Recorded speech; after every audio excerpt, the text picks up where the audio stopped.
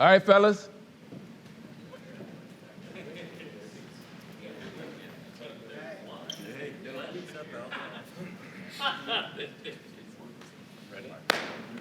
Fantastic. I'm gonna respectfully request that you guys form yourself into a grid of 5 across and 4 deep.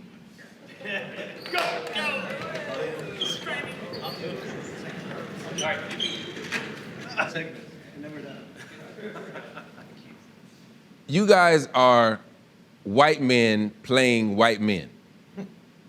So is it really acting? Yes. Yes. Yeah. Yes. Yes. We're being different white men. And we're being white we're men not who being don't ourselves. necessarily think like we do. Yeah, we're saying things that we would never say. Yeah. Like what? That's a real conversation. At a theater rehearsal, it took place in an altogether different time. Back then, I wasn't all that worried about being indoors with a group of white dudes or the viruses they might have been carrying. Besides, they had a play that was about to open. MacArthur genius and National Book Award-winning poet Claudia Rankine's Help. Drawing from the author's real-life conversations during her travels across the U.S., Help is a funny, surreal, and often indignant look at the struggles of a black woman narrator as she moves through the world. Did you hear the one about the white guy who stepped in front of a black woman onto an auction block? The black woman says, "It's okay, you can go first." But then, history, like it does, just kind of happened. A deadly and contagious virus from China has made its way into the U.S. Almost overnight, putting on plays was on an indefinite hold. And while on hold, other historical moments of note were being made. Not guilty. I, Kamala Davy Harris, solemnly swear.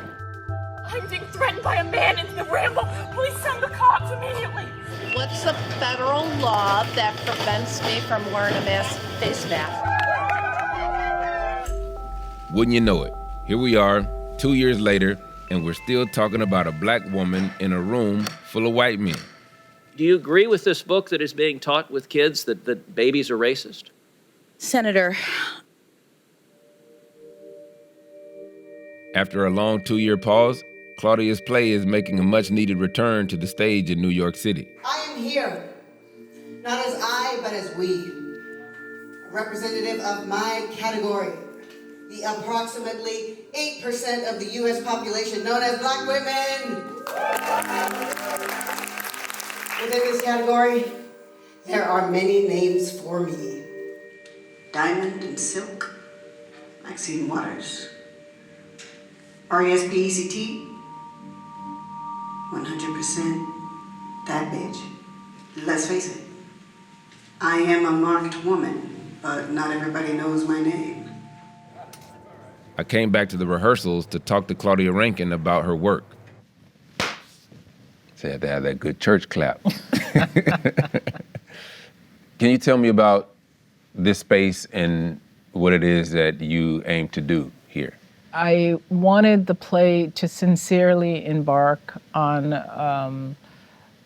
a journey to find out what especially white men, but white people, are thinking about their own dominance in this culture, a culture that is set up for their survival.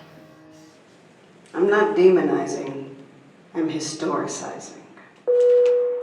But as time has gone on, I realize that the world was writing the play. Mm-hmm. And so it's become a much more citational product. Why don't you people act a little more positive? You know, it's always get you. And you know what? That's why nobody trusts you. And so what you will see in this new iteration is a play that America wrote, mm-hmm. that only began with me, but now opens out to everybody from Trump to, Amy Cooper to anyone who has made it into the news in the last 2 years. The list of figures that the play quotes is expansive and pretty eclectic. A 5, a 6, 5, 6, 7, 8.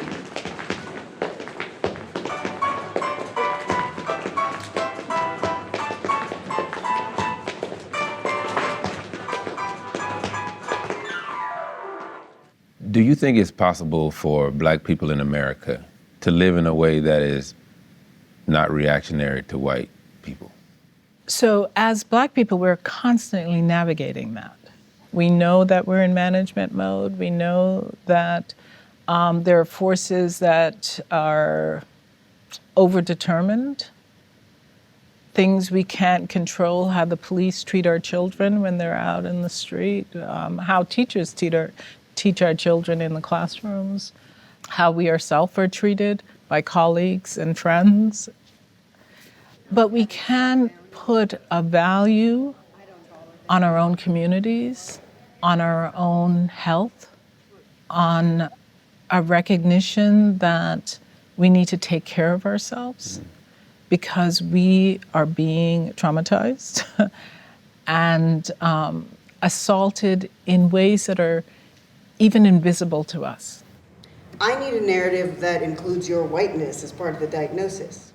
Who is it that you're speaking to? You know, everybody always asks that question. And I thought I was special. because there's always this desire to say it's for a Black audience, or it's for Asian audience, or white audience. And I think given our lack of practice talking about difficult issues like race, racism, white supremacy, injustice in this country, I'm not surprised when people are like, this is not for me. But then there are always people who know already and who are interested in yet another take on what it is we're experiencing. Mm-hmm. And I think those people, and they could be anybody, will find the play ready to engage.